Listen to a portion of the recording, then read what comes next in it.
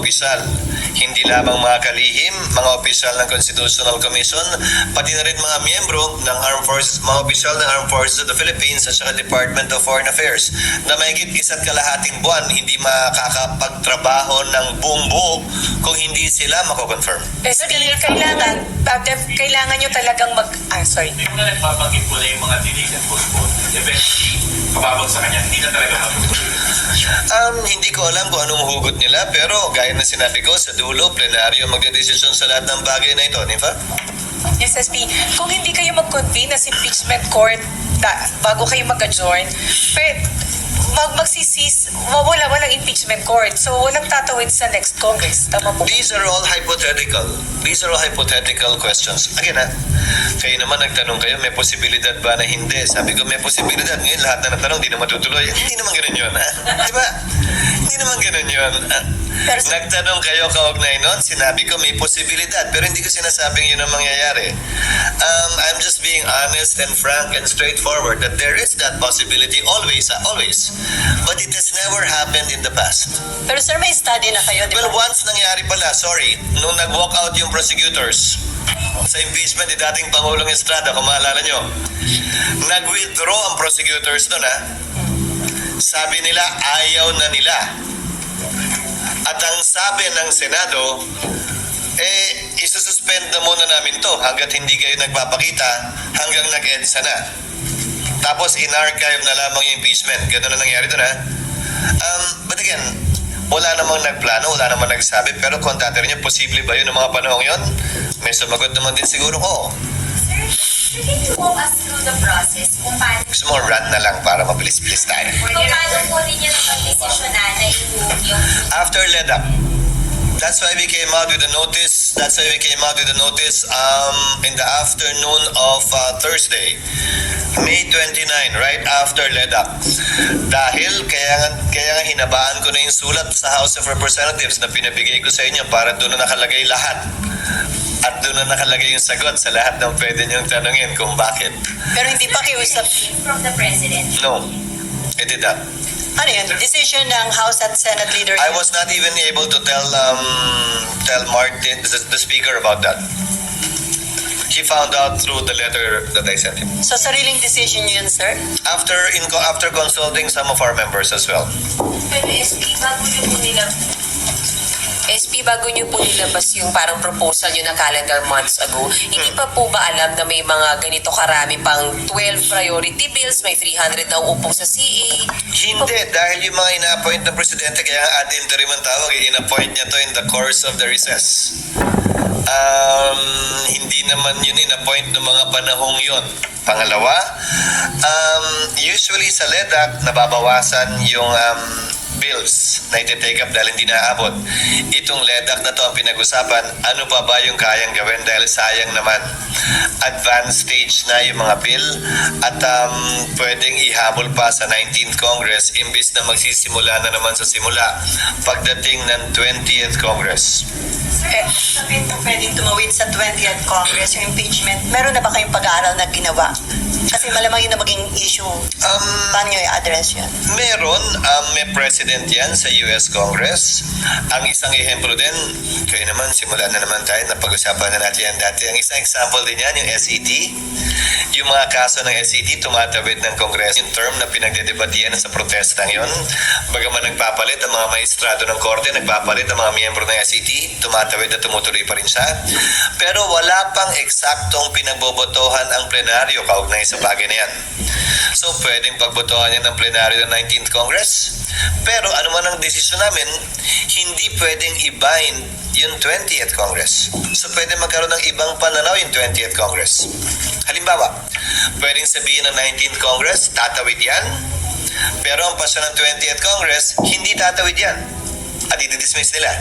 So, depende. Sa dulo, you have to understand, in Congress, plenary is supreme. It's not the decision or the voice of one member, even if he or she is the Senate President or an officer of the Senate or the House. Desisyon palagi ng plenaryo ang mangingibabaw sa anumang usapin. Sir, may application kung merong magiging senator judge, ang ngayon palang sinasabi, taga nyo sa bato, hindi may impeach si BP Sara. Desisyon at pasya nila yon, hindi para sa akin na husgahan yon. Pero nakalagay sa aming rules na hanggat maaari ay maging impartial sana ang bawat senator judge hanggat hindi pa naririnig yung kaso mismo. Maging ganun pa man, ang pag-inhibit ay voluntary decision sa parte ng sinumang hukom. Hindi ito pinagbobotohan ng mga miyembro ng hukom mismo. Halimbawa, kung bobotohan kami, hoy, ikaw, tanggal ka na. Hoy, ikaw, sa dami ng sinasabi mo, wag ka na. Sir, pwede yung motion. Hindi pwedeng ganun. Sir, pwede yung motion ng prosecution. Ano? Na mag-motion yung prosec na Pwede sila mag-motion o bakit naman prosec agad, ba't hindi naman defense ikaw naman? Pwede mag-motion ng magkabilang partido. Marami rin Tingin sasabihin. mo Pwede mag-motion ng magkabilang partido pero desisyon yan nung pinapa-inhibit o pinapa-recuse na hukom. Alam din niya dapat yan. SP, meron kasing article. Parang nakarami ka ng kapinipa ngayong umaga. Pasensya na, SP, we have to ask. Meron kasing article sinasabi na yung Yes. pag-delay daw dito sa impeachment, na yung pag-start ng impeachment process is for your self-preservation. Nag-propose daw kayo ng 1 week cooling off period bago i-address yung impeachment complaint. Hindi ko makita yung rason. Hindi ko makita yung rason. Wala yata akong kinalaman. Hindi ako yung nasasakdal sa impeachment complaint. I don't see the connection. So, walang issue sa I don't see the connection between postponing it. Again, walang mapapabura nito. Wala rin itong masasaktan. Dahil ang pinaka-pwede lang naming magawa mula't mula ay mag-issue ng summons. So walang nawala, wala rin naidagdag. Walang binawian ng panahon, walang inambagan din ng panahon.